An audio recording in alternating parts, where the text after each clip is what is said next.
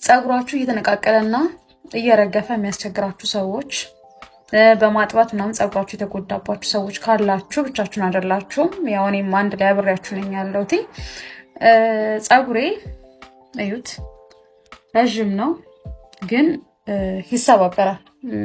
ያው እናንተም የነገራችሁኝም አላችሁ በውስጥ ማለት ነው።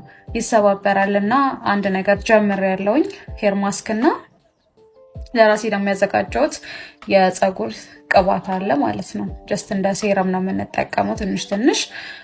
ማስኩን አሰራሩን ኔክስት ላይ ሰራላችኋለሁ። የጸጉር ቅባቱን ሴረሙን ግን የሰራውበትን ማቴሪያሎቹን እዚህ ጋር ፎቶውን ከላይ አስቀምጥላችኋለሁ። በደንብ ጎል አድርጋችሁ አይታችሁ እሱ ላይ በደንብ በቃ እንትኖቹ እስከሚዋጡ ድረስ እዛ ጋር ያደረጋችሁ ነገር እስከሚዋጥ ድረስ ቅባት ታደርጉበትና ውስጥ ያሉት ነጭ ሽንኩርቱና ሽንኩርቱ በደንብ ብስል እስከሚሆኑ ቀይ እስከሚሆኑ ድረስ ታንተክትኩታላችሁ። ለዛውም ለስ ባለ እሳት ማለት ነው።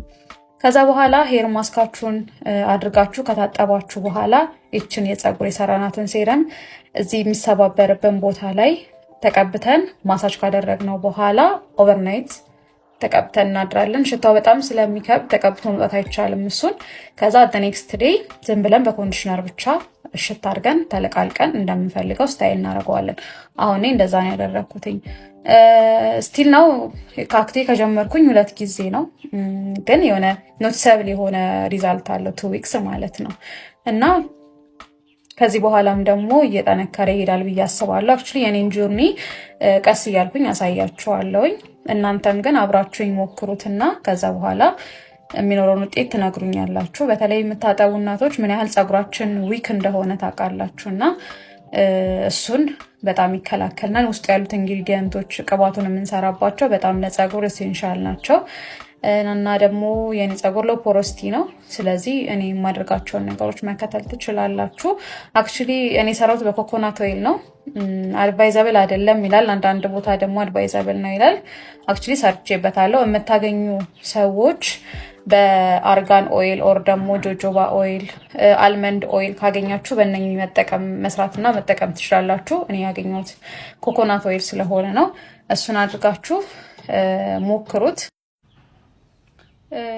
ቅባቱ ይህንን ይመስላል።